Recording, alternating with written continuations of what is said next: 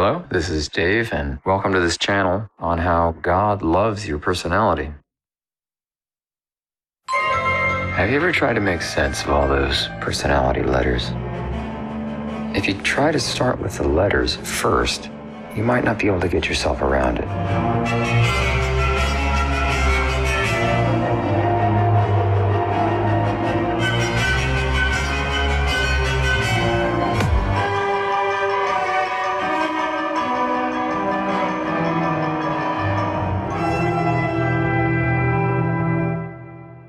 Well, there's a better way. Anyone can identify 16 flavors of ice cream without knowing the recipes, simply by tasting them. I've taught guitar for many years, and I can tell you that anybody can learn 90% of rock, pop, progressive, praise and worship, country, folk, blues, reggae, whatever, without knowing any music theory, if you can just muscle memorize just 16 chords. And it's the same with personalities. So, Zia and I can introduce you to 16 people. And remember, you are one of these people. And people you know, family, friends, co-workers. The only main point you have to know is the 4 colors, which represent goodness, truth, beauty, and oneness. Don't worry about it, we'll explain as we go, but this is a map of where we're headed. In short, they correspond to your interior, will, intellect, emotions, and the life of those 3 together. And an even easier way to remember them is the 4 seasons: fall, winter, spring, and summer. You'll also notice that people refer to these 4 groups by the 2 letters that are in common in each set: SJ, NT, SP, and F. And you'll hear us referring to them that way as well, but don't sweat it. There's a variety of ways to get this. That's just the main point. That's the map. The rest is straightforward. Just sit back and watch and let it soak in. Here we go. So, let's buzz through them. Buzz. Let's go through these people who love goodness. This is me right up here in the corner. I'm an ESTJ, if anybody's curious. Look at that wand. The ESTJ has a little wand. Yeah. Ready to spank someone. That would be the flavor right there. Ready to just give a little swat on the bottom. What is it about ESTJs? They love to give spankings. They do. They really do. The kind of benevolent parent. There's a smile and there's a wand together. Dave is an ESTJ, so... Yeah. So, because I'm Irish, I'm not as much of a disciplinarian. Yeah. Plus, I'm the last child, which makes me a little more gentle. The ESTJ is kind of the quintessential father type. Loves his kids, but always has that wand in his back pocket. Doesn't necessarily love to use it, but isn't afraid to use it, and will give you that kind of special look to tell you he could use it at any moment. Yeah.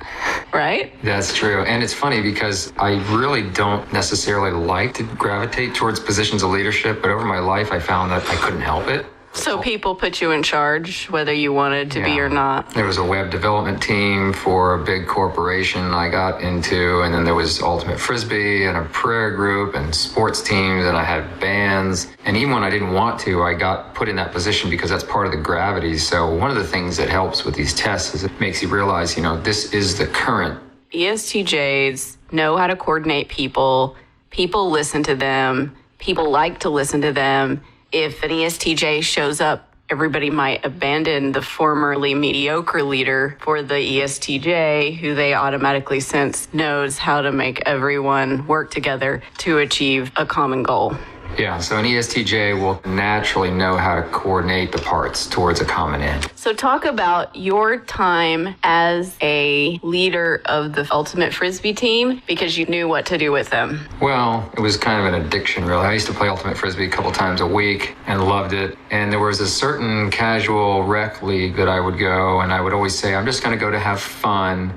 But every time the team that I was on would start to lag behind in the score, I just found myself telling people what to do. Yeah. uncontrollably rallying. Everyone, and they listen to you. Yeah, and we would often come back from behind. And the main attribute was this pull. I couldn't get myself to not do it. I mean, I remember saying every week driving there, I'm not going to take charge. And you guys would end up winning because you kind of knew how to coordinate them. Well, there was a certain joy of taking the Is other that dog. true? Okay. There was kind of fun of finding those rare things and elevating them. It's kind of like when you go to Trader Joe's and you find that one wine that's really worth a lot more than they're charging you for. Right. There's something about the ESTJ I have seen in architecture, in corporations, wherever, where they are the construction foreman, they are the guy that takes a lot of different persons that maybe would not be considered highly talented on their own, and they know how to put them together to create a good result. Right. So that's the essence of the ESTJ. They're often running things, and we have a bad reputation of being bossy, and that's the bad side. And I think also narrow, because I've worked under ESTJ bosses. They know the job that needs to be done, and they don't really care sometimes about the personality of the person doing it. They just want that person to kind of fit into the job. Yeah. Well, they want to get the ball in the end zone. So there can be a tendency to run over. They can be extremely impersonal and short, especially when under pressure, and always pushing, like in a hurry a lot. Yeah, target focused. Yeah, that's the way that you tell yourself that you're... That's the way I justify it. Yeah. Well, I had to save the ship. The next one is the ISTJ. They're the inspectors. This is the classic person who loves their Excel spreadsheet. What I actually think of the ISTJ is almost like an internalized army. It's as if the ESTJ took all the little minions that they have outside themselves and put them inside, and that's the ISTJ. So the ISTJ is like this little one-man army. And they're some of the most hard workers out there, but they're incredibly internally focused and cannot be bothered with anything but what they're doing, and are very goal-focused as well, like the ESTJ. And the spreadsheet has to add up. Yeah, everything has to make sense, and all the corners have to be right angles. Yeah. They have a talent for organization and complexity, like an accountant would have, or like a really fine carpenter would have. This person is one of the most reliable because they do stuff often the same for decades. Both ESTJs and ISTJs, unless they're just incredibly messed up people, they actually are extremely kind-hearted. They're actually doing them for very altruistic motives. Like, ultimately, they're doing it for the human family. The reason for that is because everybody in this grouping has to be good. They have to use their will to choose the right thing. That's their number one appetite. Especially ESTJs and ISTJs have this kind of fatherly thing about them. Like, they have to feel like they're good parents to all the little kids, but they do it in a very gentle way. Like, you really don't know what you're doing, but I'll help you with that. And it's comforting sometimes, especially if you're a less organized type, or you kind of want to shirk your responsibility and let somebody that's more organized take the wheel. Yeah, but this person is straight as an arrow, whether or not they're in the right direction, they're going that direction. They do tend to evaluate whether their direction is the right direction. They do want to know, but they will take orders. They're very authority-oriented. All of the SJs are authority-oriented, so they will assume... When you say SJ, that's this. S and J, that's another name for this. This is basically the goodness quadrant. All of these people love authority because they know if they're under authority, they get authority. So there's a certain comfort with structure. So a lot of these people are very religious, typically, and often conservatives. Mm-hmm. And they will seek an authority structure that they think they can trust. In other words, they will seek an authority structure that has longevity, worked out by people that are smarter than they are, in their view, theologians and centuries of infighting and whatever, until, all the stupid people are killed off, and then this is what we've got. And then the SJs then are like, yes, sir, we're moving forward. So the important thing for this group is tradition that has been time-tested. Yes. That they're often teachers. Yes, they are. Well, actually, ISTJ and ESFJ are often teachers. Right. ISTJ, I would say, more often on the university level, and ESFJ more at the elementary or high school level. Right, because there's more nurturing involved. With the quintessential ESFJ, which is your mother figure. Mother figure. So even as the ESTJ is the quintessential father figure, the ESFJ is the quintessential mother figure. And what's also really interesting, both of these types are leaders. ESTJs tend to be leaders of a common task or assignment, and ESFJs are kind of the leaders of a common family or collective relationship. Yeah, and one thing that distinguishes the ESFJ from the ISFJ is that the E is very much community focused. Right, so the ESFJ might be more focused on an entire community or a church or a school or a collection of schools, whereas the ISFJ is perhaps more focused on just one family. All the SJs, when they get stressed or overly worked up about something, will go into a control mode. My mother was an ESFJ, and she would dump 2 helpings of mashed potatoes, and she goes, "Do you want any more?" And I go, "I'm fine, that's plenty." And then there'd be like 3 or 4 more scoops, and that is so common. Right, so their forms of control are slightly different. So ESTJs try to control physical, procedural patterns of persons.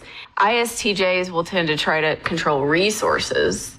But then ESFJs, what's interesting is they want to start to control your feelings and how you feel about other people and how you feel about them. And it's really based on how they need to feel. Yeah, because so they have to give. If you don't feel the way that they need you to feel for them to feel good, they will try to give you more mashed potatoes so you will feel good, right, and then they can feel good about themselves. Yeah. And so there's this kind of permission network that if people are feeling good, then they can feel good about themselves, and they're not feeling good, then they can't feel good about themselves. So everything that they feel about themselves is dependent on how everybody feels about each other, and also by default how everybody feels about them. And it's quite a mess if they haven't developed good self-esteem. Both of these are usually excellent servants and also have a big gift of hospitality.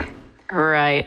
However, the big difference is this one is, because they're extrovert, usually is more community focused, and this is the territorial family watchdog.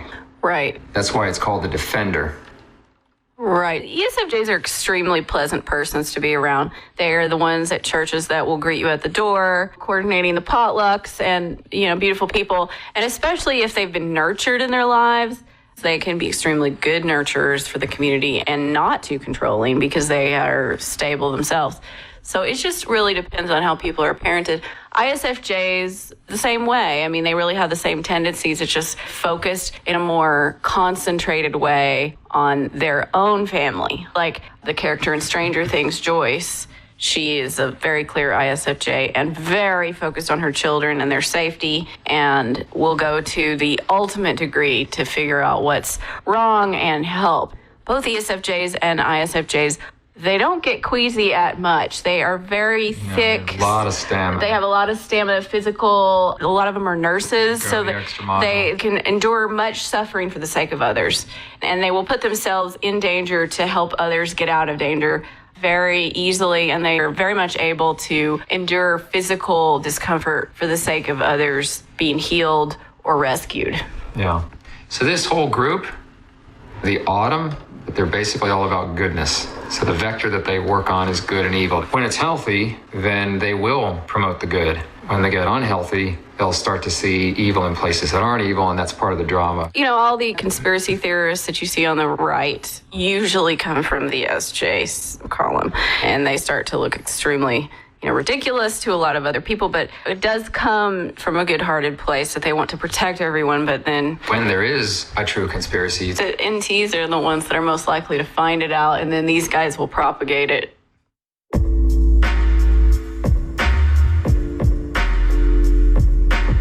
Well, let's transition to the NTs. That's this group. These are the intellectuals. They love their truth for the sake of truth. Everybody can think, obviously, but these guys love truth just for its own sake. While the autumns have this crisp, warmth about them. It's the autumn. Yes. This is the winter, spring, and summer. The winter persons have a bit of a cold, hot thing going on, right?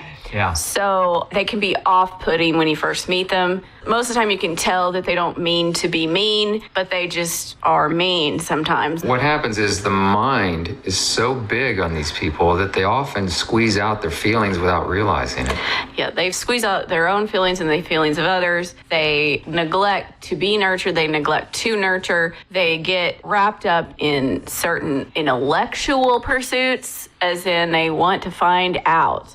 It's not as much a getting a goal for the group like the SJs, but they're on an intellectual pursuit of knowledge to find out the answer. And sometimes that can get so all-consuming that they forget to, eat, drink, shower.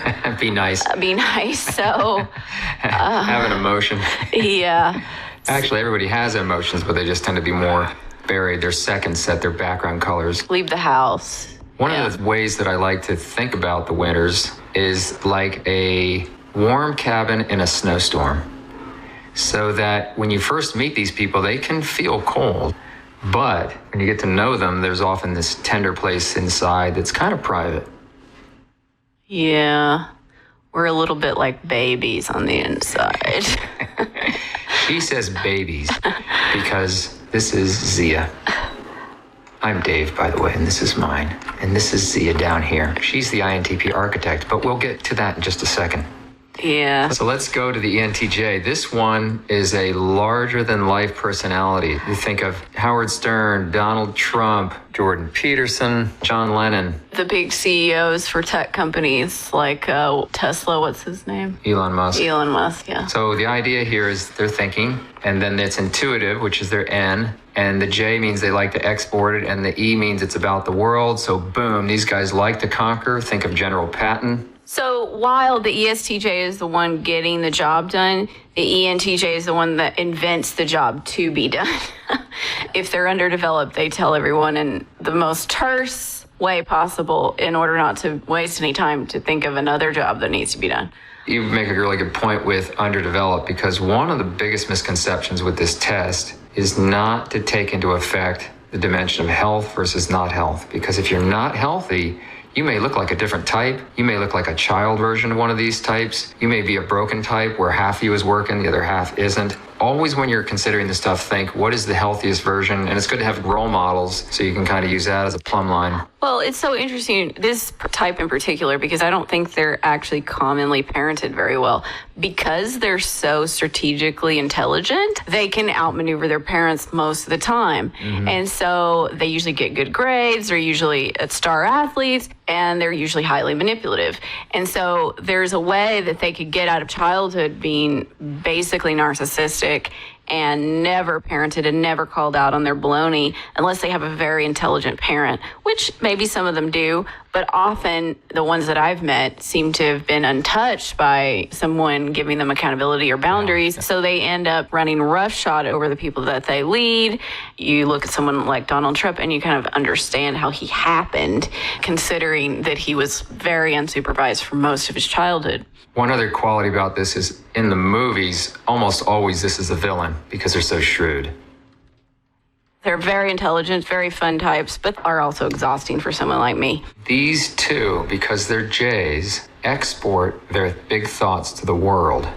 Whereas these two, because they're P's, import the world's thoughts. So there's a way in which these people can throw a challenge to these people because they're getting more data from the outer world, and these people are thinking up ideas and then moving them to the external world. Right. So it's a kind of very good combination to have an ENTP or an INTP parent of an ENTJ, because that parent could then give the ENTJ real world consequences for their schemes and whatever that they think that they can get away with.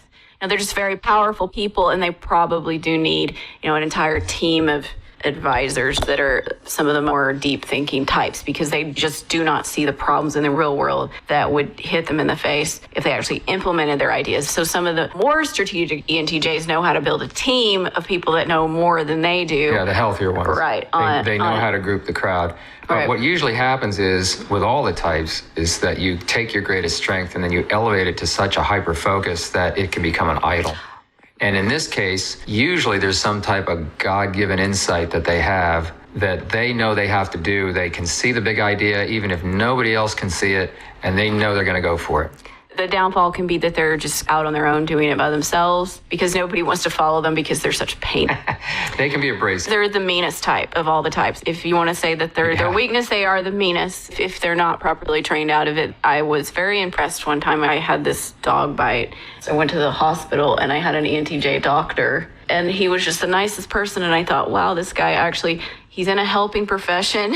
He's doing something really smart and he's actually nice, you know? So yeah, I remember him. Very efficient. Yeah, very efficient and very caring. So an ENTJ that had that emotional education is a great find. You can take any one of these and when you fill it out and balance it with other people's qualities and when you flesh out your own version, then it becomes a bouquet of flowers or a full football team. It's the complete package. Right. So any one of these types can be lovely people, given the right circumstances. Well, we all start with different things and different goals. So some are more wired just to get along and others less. A gentler version, but just as smart, is this INTJ. I would say INTJs probably are more intelligent in the sense of analytic intelligence or calculating intelligence. Like they're more likely to know how to get their goals met in a strategic, analytic way. And I think part of that is because they're not so caught up with the froth of the public accolade that the ENTJ needs. Right, the ENTJ does need like kind of the adoration of the crowd and the cheer of the team. The INTJ needs that as well, but they need it from a smaller select group. Yeah, people in their little bucket of persons that they chose to be good enough for them. Right, these people are very target specific. Yep. They know what they want.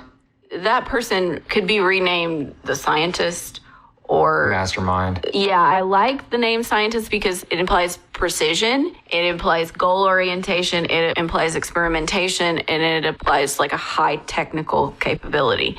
And I think that INTJs are much more likely to be technically savvy than the ENTJ. Some of them could probably go their entire life never touching a computer, but the INTJ has this orientation toward technical craft. Another quality that you see in both the INTJ and the ENTJ is they love their history books. They love biographies.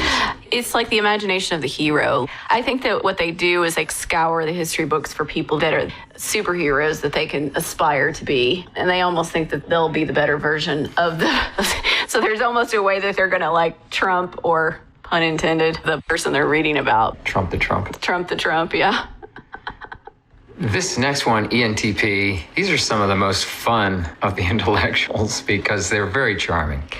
Very charming, and they might disassociate themselves with the term intellectual. Yeah. Like often these guys are more in the camp of the entertainer, like Russell Brand. You often see long hair and very physical in terms of experimentation. A lot of surfers are definitely ENTPs. Daringness. Using their bodies as a way to find things out in the world. Like the famous physicist Richard Feynman was a ENTP. So there's a way that what bodies do in space is tested outside themselves, but most certainly inside themselves. The downside is that because their minds are so full of this spaghetti code of ideas that are always flowing, that they can kind of leave a trail of havoc behind them. I consider NTs, the intellectuals. Right. I consider them to be weirdly a kind of stable type. And I think that what actually stabilizes all of them is logic. Like, none of them can actually do anything that doesn't make sense to them.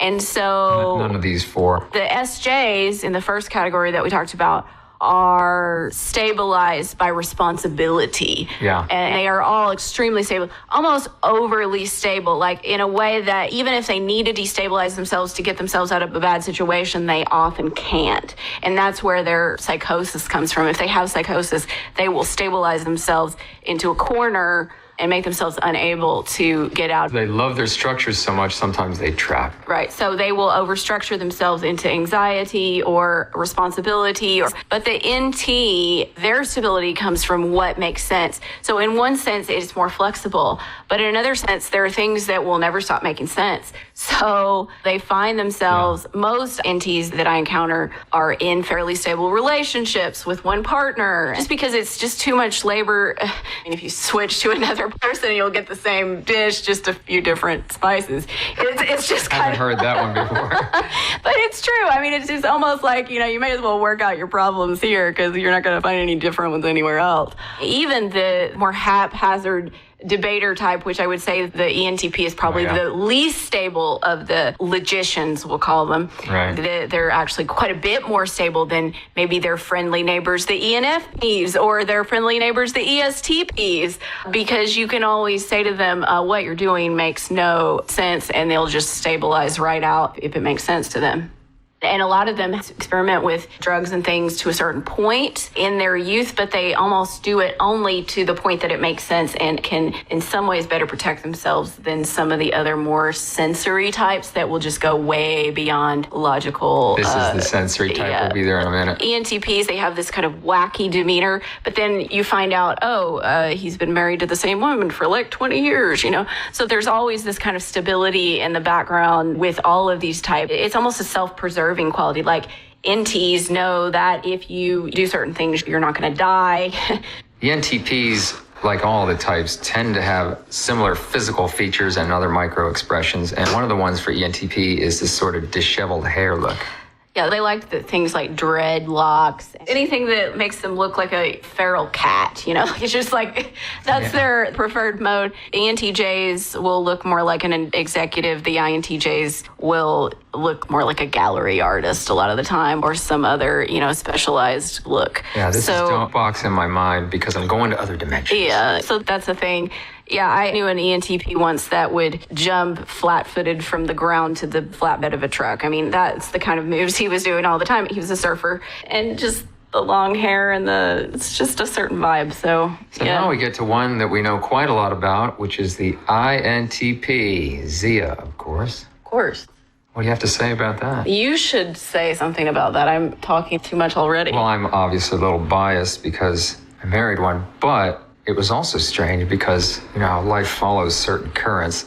I found that I was always bumping into and making friends with INTP, and I didn't really realize it. And part of the reason is that because I'm an ESTJ, I'm a thinker, I'm always looking for someone who's an intuitive thinker to kind of help me. And the INTPs are kind of the nicest of the thinkers. They're the least maintenance, you could say.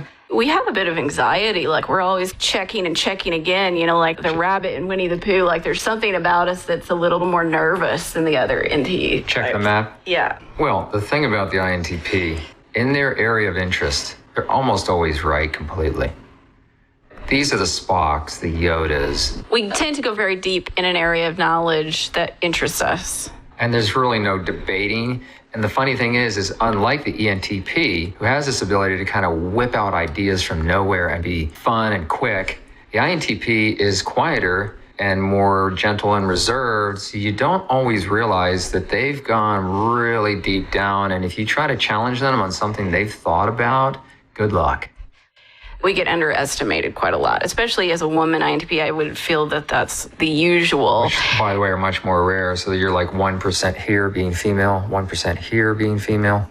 And so they would initially underestimate me and look me over and go, oh, that's somebody I can eat for lunch. And then they are then surprised how unrelenting I am in giving them a run for their money. Not only are we underestimated, but we have this feeling like we don't really care to explain ourselves to too many people, that it's not really worth it, that it's too much energy, that who cares anyway, that they don't really deserve it. So Can you think of more reasons? There's a way that it's too much work. So there's this compounded misunderstanding that could happen because you just don't get into the mix enough to straighten yourself out. Or you don't maybe initially come off as nice. You might come off as weird or countercultural. INTPs will just tend to retreat and not offer what they have to offer to the world. Which is too bad because there's quite a lot to offer. We don't tend to have a lot of energies to offer it. Yeah, in fact, physically you can see that these people are very gentle in their demeanor. They usually kind of walk slowly and thoughtfully. There's just not a lot of physicality. I've actually had a lot of inner healing. So I have dealt with a lot of these sensitivities that I have, but we walk through life and every piece of information comes at us like full shout. What your skin feels like, the heat in the room, how much wind is coming through the window, how loud it is. And people might say that this is a kind of autistic way of being, but I think that it's actually first a personality type. And these hypersensitivities can start to traumatize you into not even really being able to stay in physical spaces with other people for very long, except that they're a lot like you. So like I can go to a workshop with 20 other INTPs and basically feel unaccosted. But if I go into a social environment for too long, meaning more than 6 hours a week, then I start to feel highly anxious. Like even just sitting in that environment, I start to feel like I've accumulated some trauma that I have to deal with. And it really... Trauma from being with other people. From being with other people. And I think that it's because we gather information with such fine detail. And I used to think this as a kid, like if people knew how much I notice and how fine the detail is on the information that they take in, that they would not inundate me with these kinds of environments. Yeah, because there's no reflection of the radar when people engage you. There's no sign that you're being affected. You treat other people the way that you need to be treated, so I don't want to overstimulate you. Mm-hmm. Like there's an assumption that everybody's kind of overstimulated and you just need to calm everything down, right? So there's a way that your emotions and your outward expressions are all kind of micro because you know that that's what you prefer. And so one of the themes you'll see with all of these 16 is that we are treating these all as foreground colors. And each person has a background set as well. So for example, we've noticed that if you're a strong thinker, then your emotions are going to be much more tender and you might not even be in touch with them. That was a really big bomb that you dropped, that your emotions are more tender when you're a thinker. That's counterintuitive. Yeah. So basically you're saying they're not exposed. You have much better control over your thoughts, but your feelings, you have to be much more courageous to go into them and figure out what they are and, connect.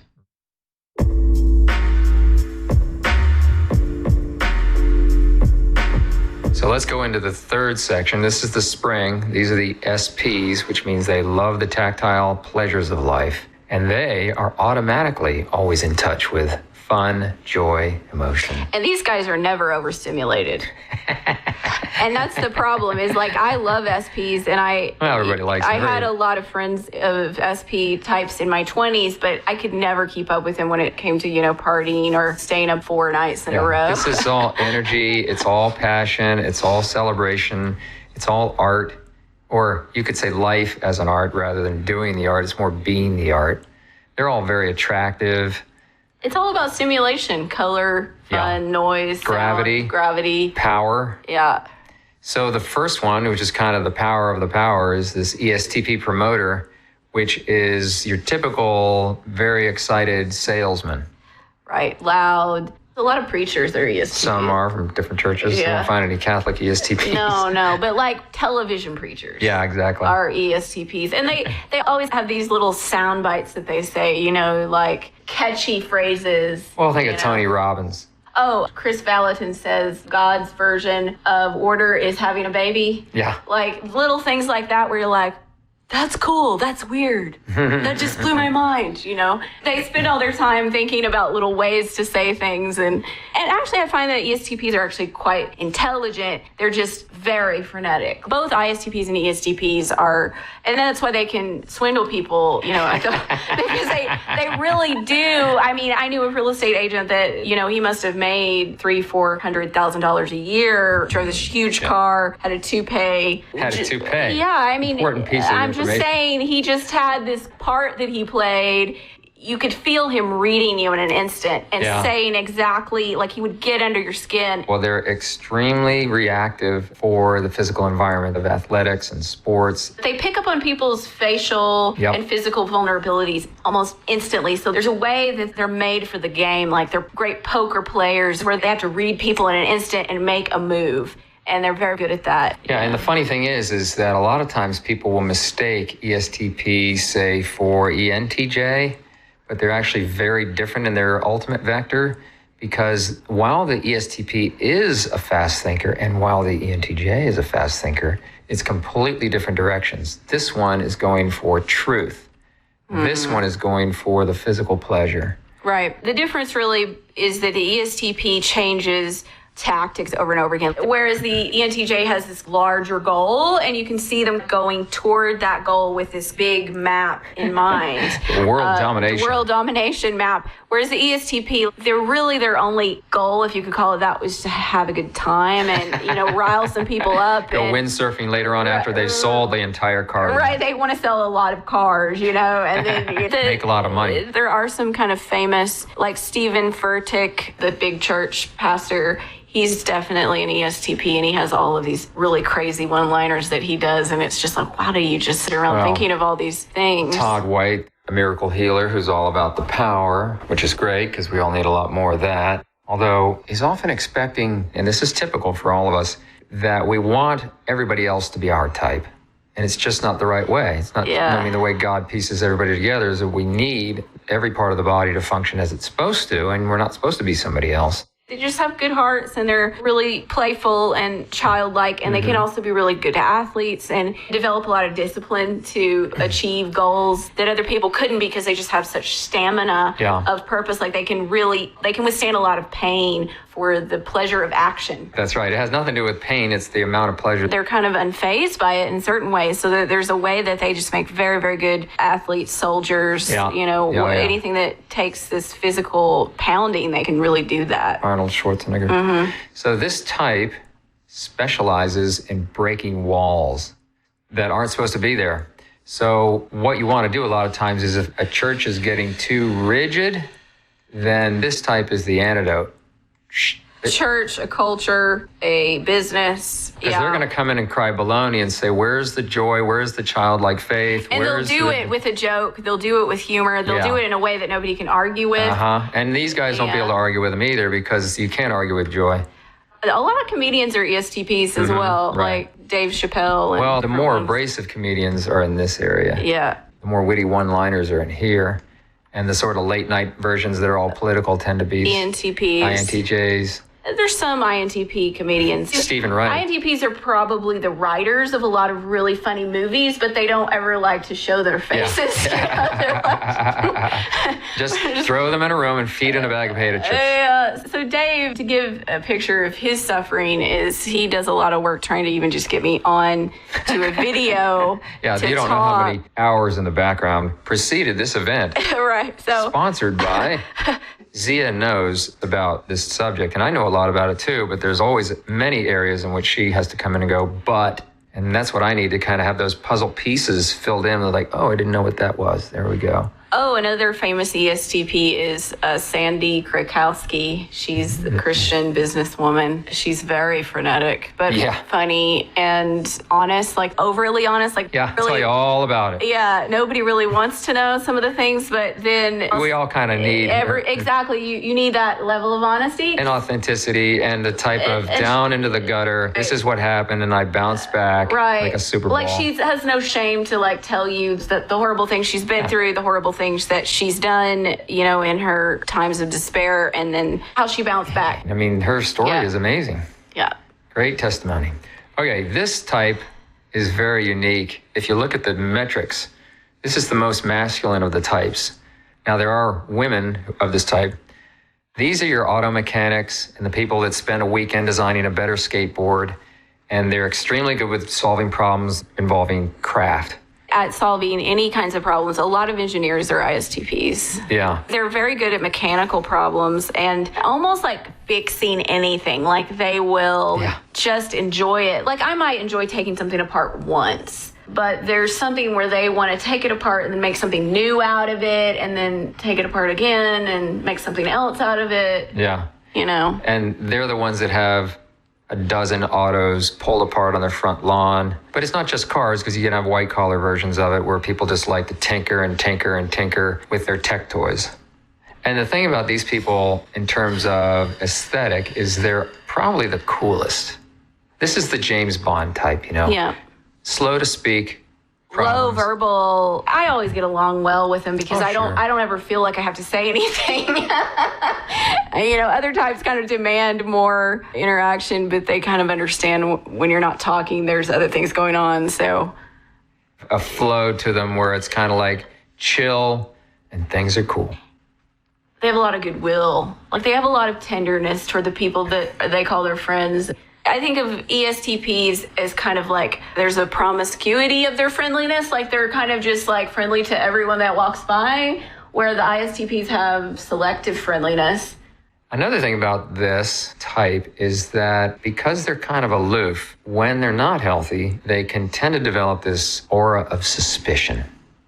Like they kind of look at you like, what are you made of? And that's also a good point. The extroverts of the SPs, their downside is they have a violent thing. Dave always talks about the Fighting Irish because he's Irish, but that's where it comes from, is this... That's this type. The extroverted versions of the SPs, like Billy and Stranger Things, they have this violent thing, both in terms of anger and physical aggression that they really need to handle if they're broken or unhealthy, whereas the ISTP, it can go into a violent area, but it starts more with suspicion and control. And this is usually a tactile strategy. A tactile strategy to make sure that people do what they need them to do, yeah. The next type is the ESFP. If you throw a party, you want an ESFP. The ESFP is probably the one throwing the party. Yeah, that's true. They just snap their fingers and a social event happens. Everyone is there. Everyone that's anybody. These people almost cannot help but get physically effusive and expressive and celebrative and singing. They're the ones that do karaoke, can't help it. They're the ones that might go to a dance and say, I'm not going to dance with anybody, and then they'll dance with everybody. Well, and there's also something very specifically interesting, I think, about people that have the letters of E and F in their type. Now, extroverted feeler could mean something else when you're going into Jungian theory, but like ESFJs, ESFPs, even other kinds of feelers, ENFPs, they have this thing where their verbiage isn't, and thinkers can be extremely critical of this, their verbiage is not really meant to say anything. You know, you don't need to really listen for content. You need to listen more for how it's supposed to make you feel. It's a vibration thing. Right. So they're talking to make you dance. Let's just say that is really what they're saying is, I'm just making a party right here between the two of us. And I'm just enjoying your company. And it's not intelligent, not intelligent. It's more just like the desire, the core desire of the person and what they want out of life. Like, right. They'll use their mind to have a party. Exactly. So they want people to have fun. So they kind of create this kind of like, imagine releasing 100 bluebirds into a room. You know, it's just this chaotic joy that they want everybody to just bust out into something. Yeah. Social geniuses who are also very generous. Yeah. And another type that's extremely generous is this ISFP. They will do anything for you. But they're considerably quieter. I would say they might even be the quietest type. It's either them or the INFP, which we'll get to. Certain ones of these obviously will be more masculine and more feminine. Like this is a feminine one, but there are a lot of men like Elvis and Prince and Jimi Hendrix that fall into this super artist, fashion genius thing. So it's always a fascinating dynamic when you get the reverse, like if you get a male ESFJ, because there's going to be a strong hospitality gift, but this person often will run into a cultural dissonance because they'll feel like this isn't really the guy thing to do. What's also really interesting on certain types like ESFJ males is they have the outer coat to enter in more masculine environments. Like not all the types do that though. No, I know that's what I'm saying. ESFJ males have the coat or the outer garment somehow. Like they have the extroverted and they have the J quality, so they can enter onto sports teams. They can enter into like offices where everybody's doing male specific things, which I don't really believe in that, but that's how our culture is wired. But then they start to feel ashamed for their softer qualities, and then those things start to get kind of stiff and they come out weird and they try to say things more manly but end up sounding really strange, you know. So this is much more gentle culturally. What's so interesting about ISFPs is the masculine expression of them isn't really feminine, in my opinion. Like, I see them as more comfortable in their skin in some ways. They've gone a little deeper on the inside with their emotions, and so they've probably entered the emotional landscape a little bit more. They've somehow come to peace with themselves.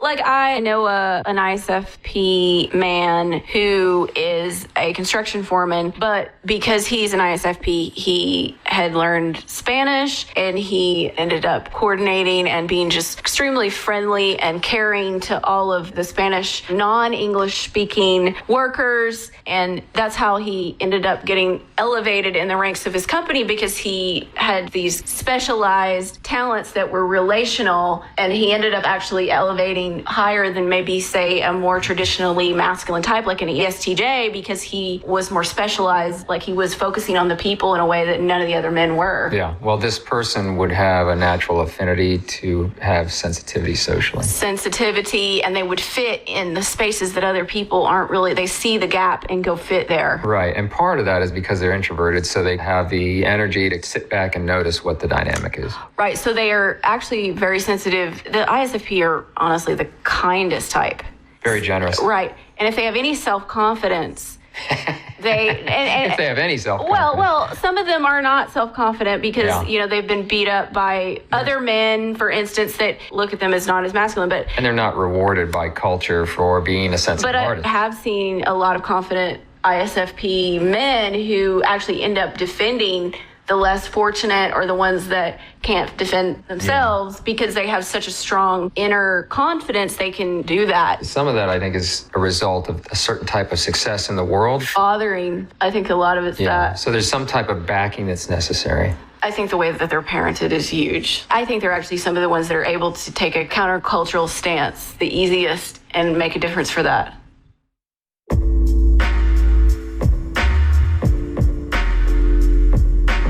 Okay, so the last type is the summers, and remember that they are the composite or the harmony or the bridge or the mercy for all the other types. So what they really love is oneness, being, identity, the glory of being yourself. The first one here is the ENFJ, and they're usually the spokesperson for the underdog, champion of the weak. And a typical picture of this would be Oprah Winfrey. There's a way that all four of these types have a conceptual poetry about them. They think a lot about humanity as a whole. They have imagination, so they're artists. Yes, this humanistic side, like Jane Goodall or Pope Francis or any of these other figures, many poets and writers. Almost all of them are good at language and have a kind of way with a cultural understanding and explaining it in a way that everyone can understand and where people want to get on board, make very good diplomats. Probably many diplomats are NFs. Right. So these people also make great healers or champions for healer causes. Martin Luther King Jr. Cultural healers or healers of the soul, even like psychoanalysts would There's also an element to all of the summers that's very romantic, idealistic, heaven-focused, dreamy. Big imagination. Religious, but like not in a rule-based way, but in a spiritualist or mystic way. Yes. This person will be extremely encouraging, almost like a cheerleader. Right, so they have a leadership to them. I kind of look at the ENFJ as like the classic women's studies professor, Like there's like this way that it's part cheerleader, part social advocate. There's a way that they're very identity focused. A lot of them are teachers, and they have a way of being very clean in their aura. Like a lot of them wear plaid shirts and dockers, like they're about to go out on a sailboat. I think that's just the masculine version. I think the women are a little more gritty. Then we have the INFJ. This is probably the most rare type and probably the hardest to pinpoint in terms of a cartoon stereotype. I think the closest you could do would be to say C.S. Lewis, who's a very fanciful writer and has this incredible imagination, backed by a powerful intellect. Yeah, I think that you can say certain fictional characters might look more INFJ. They're often counselors and healers and really want to know how you're doing. Most of them will go out of their way to find out how you feel. They serve as a kind of bridge between philosophy and psychology. There's something about them that wants to teach people how to live well in their minds and in culture, and a lot of artists. So there's a way that they're also teachers, they're counselors, healers. Yeah, and all of these four are bridge builders. And I would say like INFJs have this tendency, it would seem, to go into the ministry in a different way. ESTPs might be TV preachers, but INFJs are, your parish Episcopal or Catholic priest. There's something about them that likes to provide this conceptual comfort to people. Also contemplatives. Contemplatives, yeah. contemplative prayer, things like that. What would you say is one of the super unique things about this? Because I find that this type always has a lot to them that you don't get right up front. There's always new things to discover. I think that they're really confusing to themselves too. Like they don't feel to themselves like they're strictly feelers or they're strictly thinkers or they're strictly, even though they are deep feelers. Right. So it's almost like they're connected to all the types in a certain way. Like they have almost the most holistically connected to all beings of all the universe. Like there's something about them that has this connectedness to everything, so that's hard for them to know what they are and what they're not themselves, because they see and feel everything from everyone else. Yeah, and they're very big on a symbology. Yeah, so there's something about them that it's almost like you catch them explaining thoughts with feelings and explaining feelings with thoughts and explaining relationships in terms of logic and explaining logics in terms of relationship. And it's like they can see the connectedness and oneness of all things and explain it really well and feel it. You're going to catch them in tears over a piece of philosophy. So if anyone understands the concept of oneness, it's them. Yeah, and because they're so into oneness and mercy and bridge building and harmony and unity, they tend to either not enjoy or avoid conflict. Now, of the four, I think it goes in this direction. This one is the most comfortable with conflict, then that one, then that one, and then that one. Yeah. So INFJ will be in conflict, but prefers not to. Right. All the other 12 types will conflict if it serves them. Yeah. Or if it serves their cause, or if they think it's the right thing to do. But NFs, they might even logically know that it's better for them to be in conflict, but some of them would like self-destruct before they go into that place. Yes. And it's almost without cause. It's just the fact that they hate it so much. Yeah, right. It's against the grain. Yeah. And that's also a place of unhealth for them. The more that they grow, they learn to have this endurance for conflict. And because they're all dreamy, deep feelers, they tend to be great artists. They are quite good artists, yes, and intuitively good. They tend to feel the nuances of human experience and then express it in whatever they're doing. Especially this type, the troubadour, which is also called the champion, but I'm not crazy about that name because it sounds like somebody who likes to score touchdowns, but really what they are is a certain type of aesthetic, emotional cheerleader or advocate. Performing, but they're performing for a cause. And they're guitarists. Save the Whales and guitarists. We have a friend who's a belly dancer, who's an ENFP, and they have an ability to just let out the emotion for the group. Yeah, and what's distinct about the first two NFs is they're going to care more about other people's feelings and might not even be too connected to their own. They're going to be more connected to how other people feel, and that's going to affect their feelings the most. But the ENFP and INFP are almost more connected to their own feelings. It's almost like they get to other people's feelings through their own feelings. And if they don't grow out of this quality, it can make them quite narcissistic and selfish. But they do have quite a capacity to reach through their feelings into other people's feelings. These two especially are empaths. Right. Especially as they grow into their mature selves, they start to be very good healers because they can vibrate on the level of other people's feelings, but it's always through their own values. What's also interesting to kind of compare the SP feelers to them, Springs. The ESFPs, they're much more sensory with feelings. So there's a way that they're going to feel what they feel, but it's more of a physicality of feeling. There's an emotional element, but it's almost like the physicality is affecting the emotions more, where the ENFP, it's not as much about physicality. It's almost flipped, where the emotionality is affecting the physicality. Exactly. So these people often are loose. They dress with a lot of color. They're very limber. Dancers. They often look a little bit like gypsies. Robin Williams. If we're talking about like traditional dress, or other kinds of like hippies or colorful garb. And then the last one is the INFP healer, very unique, and they may be the deepest of the types.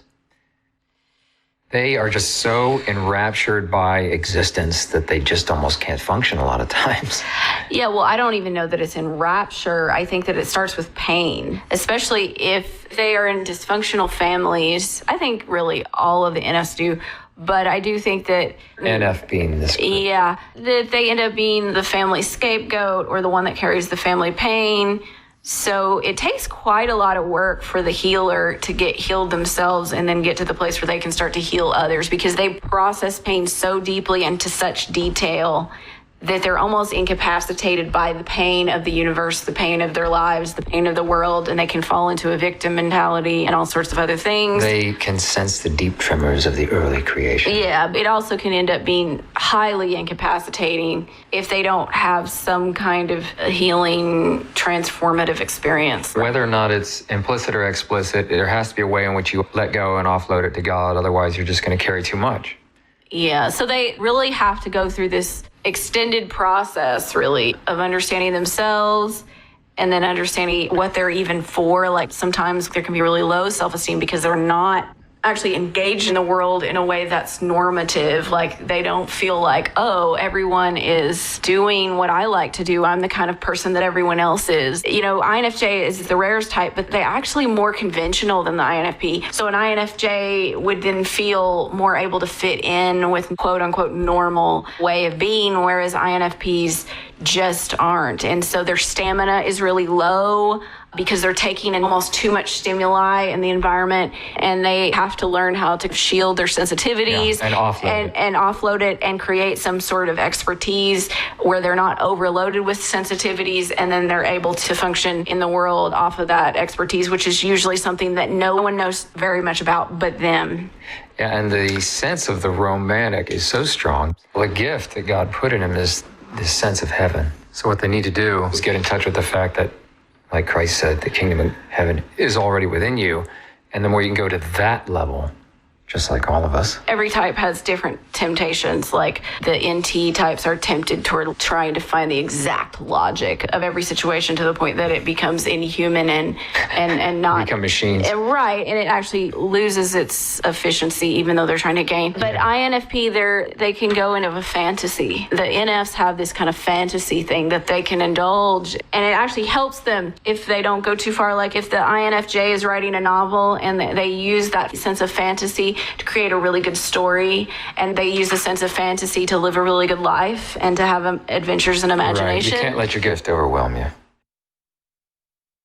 So, thanks for joining us. These are the 16 types. We've tried to break it out and give a little bit of a flavor of each one, because when you go in to study these things, it's not really helpful to go for qualities. It's better to kind of just taste all the ice cream, find some friends that you know, look at some movie stars or some fictional characters that are cartoon versions of these so you can see the exaggerated features and go, oh, okay, I can map it back to that. Well, and also we have not said everything there is to say about every type. Right. And so like probably some we've put, more positive emphasis, and others we put more negative emphasis. Don't read too much into that. It's basically God made every single type. There's a reason for all of them. We need all of them, just like the ecosystem. They're all a pleasure to be around. And there's a healthy life for each. So this is a long video, but it does give a flavor for those who are interested. Most of the other videos are short, but who knows what we'll be making in the future. So thanks for joining us, and we'll see you on another one, won't we? Yeah.